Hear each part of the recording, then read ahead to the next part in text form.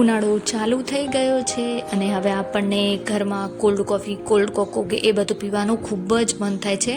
આજે આપણે હોમમેડ એટલે કે ઘરે જ આપણે કોઈ પણ કોફી મેકર કે કોફીનું જે બીટર આવે છે એના વગર આપણે કોલ્ડ કોફી બનાવવાના છીએ. અને આ છે એ હું રેગ્યુલર મારા ઘરમાં આ રીતે જ બનાવું છું. તો તમને મારી આ રીત છે એ તમને કેવી લાગી છે એ બાદમાં તમે મને જણાવો. તો આજે આપણે 2 રીતથી બનાવવાના છીએ અને એ બંને રીત હું મારા ઘરમાં અપ્લાય જ કરું છું. તો આપણે સૌથી પહેલાં એક ડબ્બી લઈ લીધી છે, પ્લાસ્ટિક જાર આવે છે એ નાની સાઇઝનો. હવે તમે આની બદલે બોટલ પણ લઈ શકો છો, જે આપણી પેપ્સીની કે કોઈ પણ.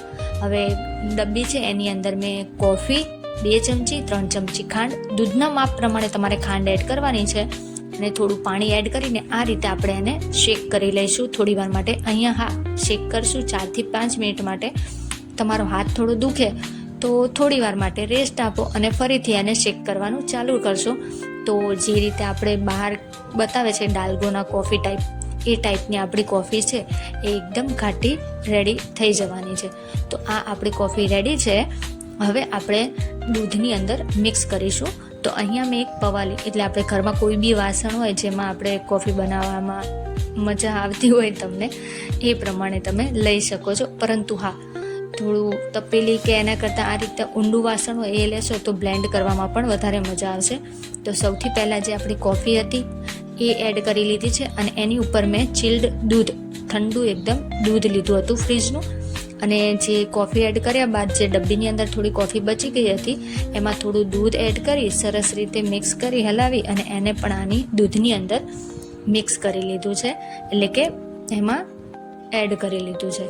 તો આપણી રેગ્યુલર કહીએ છીએ કે થોડું પણ આપણે જવા ન દઈએ, તો એ પ્રમાણે મેં આ રીતે ડબ્બીની અંદર થોડું દૂધ એડ કરી સરસ રીતે મિક્સ કરી અને કોફીમાં એડ કરી લીધું હતું દૂધમાં. હવે કોલ્ડ કોફી બનાવીએ છીએ, કોફી હોય અને આઈસ્ક્રીમ વગર તો મજા ના આવે, એટલે મેં અહીંયા વેનીલા ફ્લેવરની 3 ચમચી જેટલી આઈસ્ક્રીમ એડ કરી છે. જો તમારી પાસે વેનીલા ફ્લેવર ન હોય, ચોકલેટ ફ્લેવર હોય તો પણ ચાલે છે.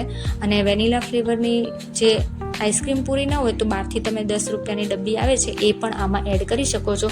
3 થી 4 ગ્લાસમાં તમારે એક આઈસ્ક્રીમની ડબ્બી યુઝ થઈ જ જશે.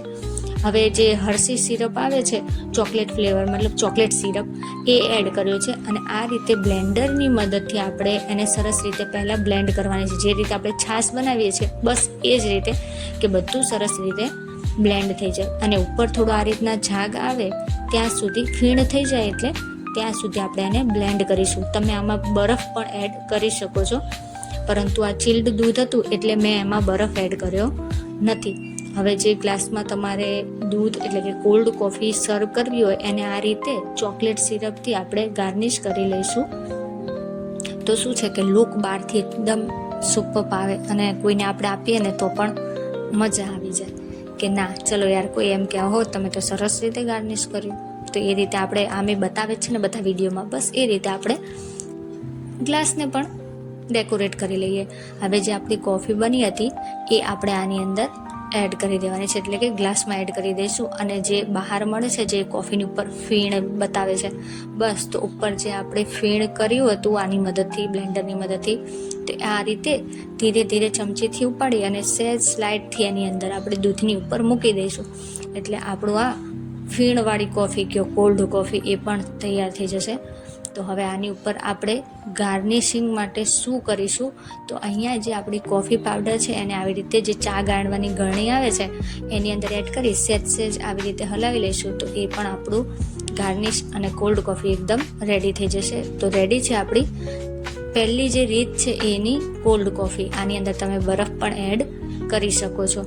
તો હવે હું બતાવીશ તમને બીજી રીત, જે મારા ઘરમાં રેગ્યુલરલીમાં બાળકો પણ જાતે પણ બનાવી શકે છે. તો અહીંયા એક વાટકીની અંદર મેં 2 ચમચી જેટલી કોફી પાવડર, 3 ચમચી જેટલી ખાંડ અને થોડું પાણી એડ કરી અને બાળકોને મેં આપી દીધું હતું કે લો આને સરસ રીતે જ્યાં સુધી ખાંડ ઓગળે નહીં ત્યાં સુધી મિક્સ કરો.